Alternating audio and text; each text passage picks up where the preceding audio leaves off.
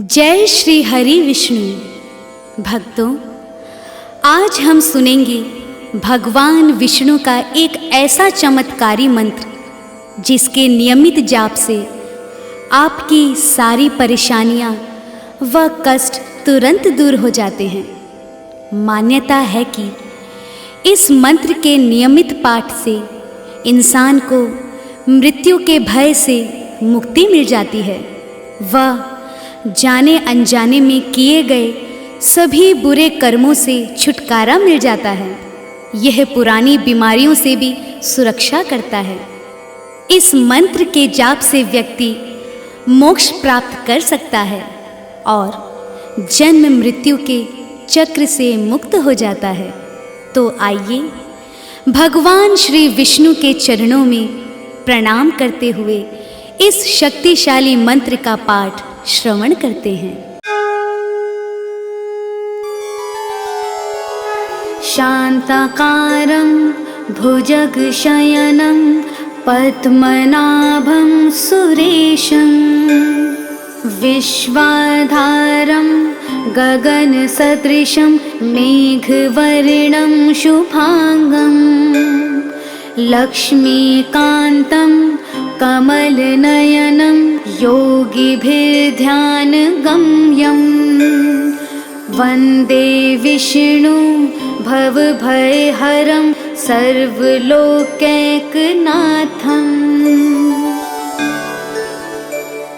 शान्ताकारं भुजगशयनं पद्मनाभं सुरेशं विश्वाधारं गगनसदृशं मेघवर्णं शुभांगं लक्ष्मीकान्तं कमलनयनं योगिभिर्ध्यानगम्यं वन्दे विष्णु भवभयहरं सर्वलोकैकनाथम्।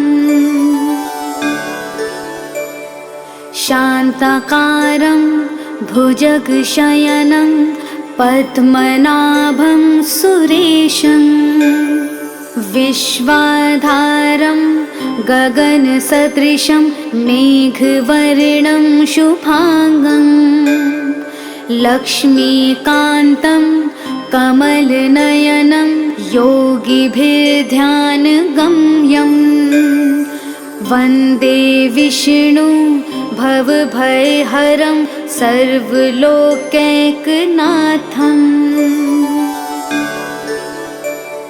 शान्ताकारं भुजगशयनं पद्मनाभं सुरेशं विश्वाधारं गगनसदृशं मेघवर्णं शुभांगं लक्ष्मीकान्तं कमलनयनं योगिभिर्ध्यानगम्यं वन्दे विष्णु भवभयहरं सर्वलोकैकनाथम्।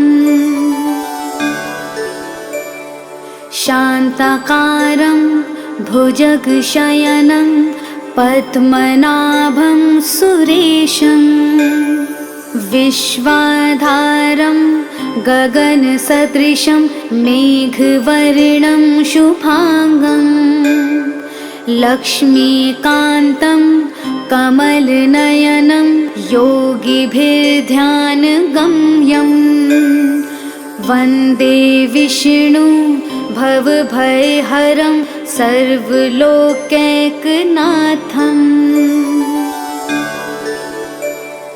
शान्ताकारं भुजगशयनं पद्मनाभं सुरेशं विश्वाधारं गगनसदृशं मेघवर्णं शुभांगं लक्ष्मीकान्तं कमलनयनं योगिभिर्ध्यानगम्यं वन्दे विष्णु भवभयहरं सर्वलोकैकनाथम्।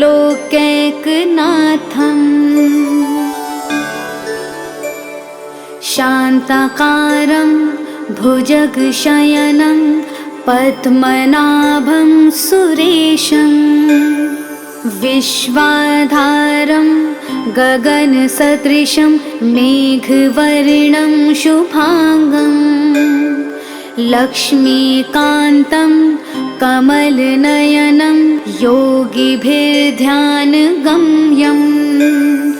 वन्दे विष्णु भवभयहरं सर्वलोकैकनाथं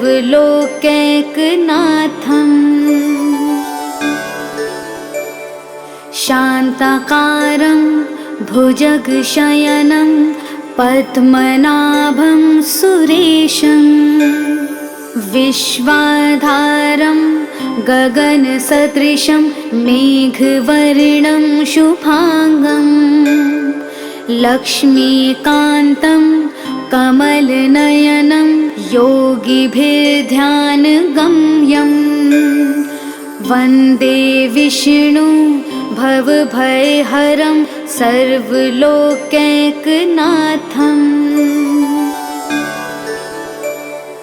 शान्ताकारं भुजगशयनं पद्मनाभं सुरेशं विश्वाधारं गगनसदृशं मेघवर्णं शुभांगं लक्ष्मीकान्तं कमलनयनं योगिभिर्ध्यानगम्यं वन्दे विष्णु भवभयहरं सर्वलोकैकनाथं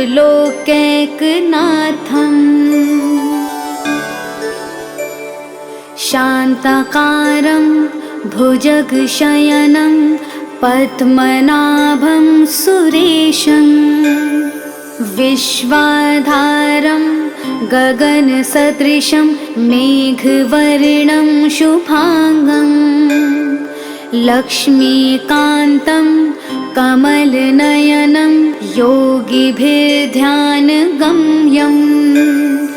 वन्दे विष्णु भवभयहरं सर्वलोकैकनाथं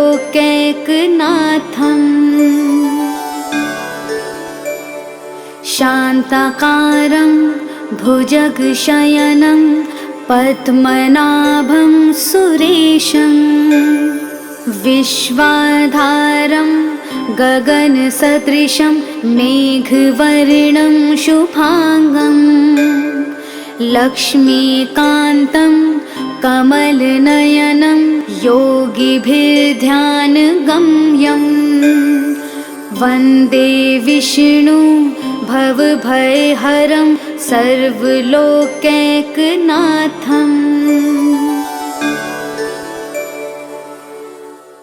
शान्ताकारं भुजगशयनं पद्मनाभं सुरेशं विश्वाधारं गगनसदृशं मेघवर्णं शुभांगं लक्ष्मीकान्तं कमलनयनं योगिभिर्ध्यानगम्यं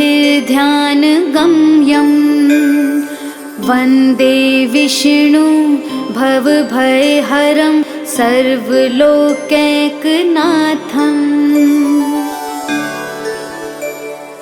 शान्ताकारं भुजगशयनं पद्मनाभं सुरेशं विश्वाधारं गगनसदृशं मेघवर्णं शुभांगं लक्ष्मीकान्तं कमलनयनं योगिभिर्ध्यानगम्यं वन्दे विष्णु भवभयहरं सर्वलोकैकनाथं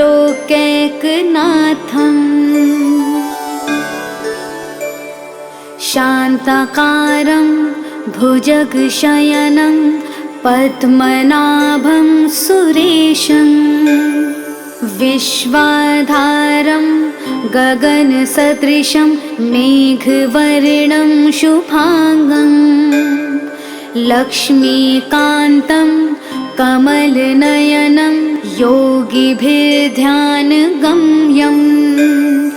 वन्दे विष्णु भवभयहरं सर्वलोकैकनाथम्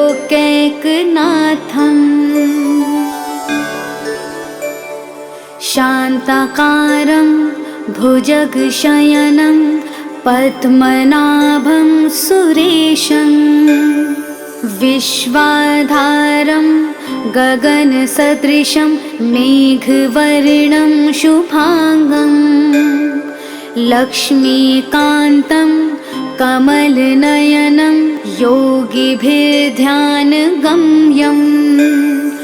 वन्दे विष्णु भवभयहरं सर्वलोकैकनाथम्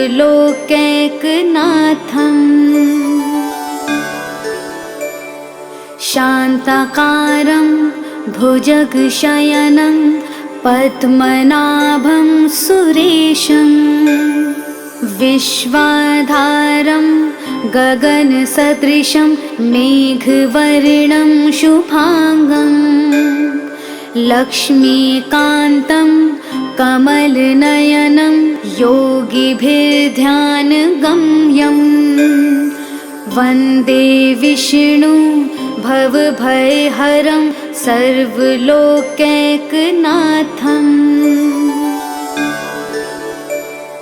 शान्ताकारं भुजगशयनं पद्मनाभं सुरेशं विश्वाधारं गगनसदृशं मेघवर्णं शुभांगं लक्ष्मीकान्तं कमलनयनं योगिभिर्ध्यानगम्यं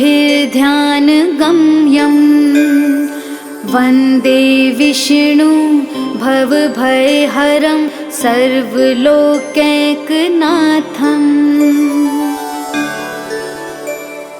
शान्ताकारं भुजगशयनं पद्मनाभं सुरेशं विश्वाधारं गगनसदृशं मेघवर्णं शुभांगं लक्ष्मीकान्तं कमलनयनं योगिभिर्ध्यानगम्यं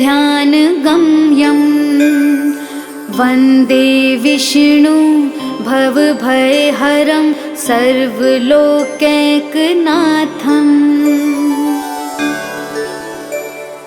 शान्ताकारं भुजगशयनं पद्मनाभं सुरेशं विश्वाधारं गगनसदृशं मेघवर्णं शुभांगं लक्ष्मीकान्तं कमलनयनं योगिभिर्ध्यानगम्यं वन्दे विष्णु भवभयहरं सर्वलोकैकनाथम्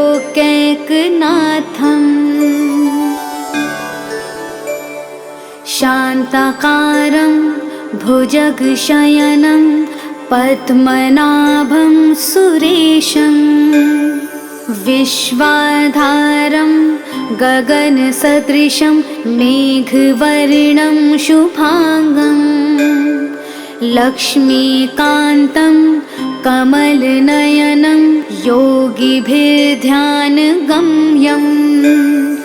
वन्दे विष्णु भवभयहरं सर्वलोकैकनाथम्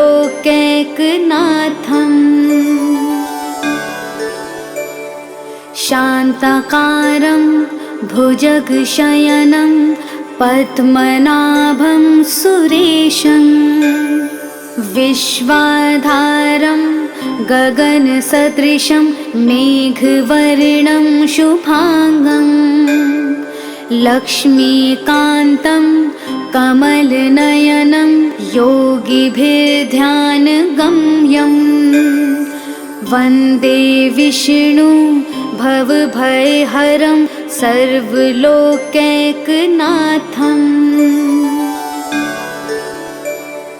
शान्ताकारं भुजगशयनं पद्मनाभं सुरेशं विश्वाधारं गगनसदृशं मेघवर्णं शुभांगं लक्ष्मीकान्तं कमलनयनं योगिभिर्ध्यानगम्यं वन्दे विष्णु भवभयहरं सर्वलोकैकनाथम्।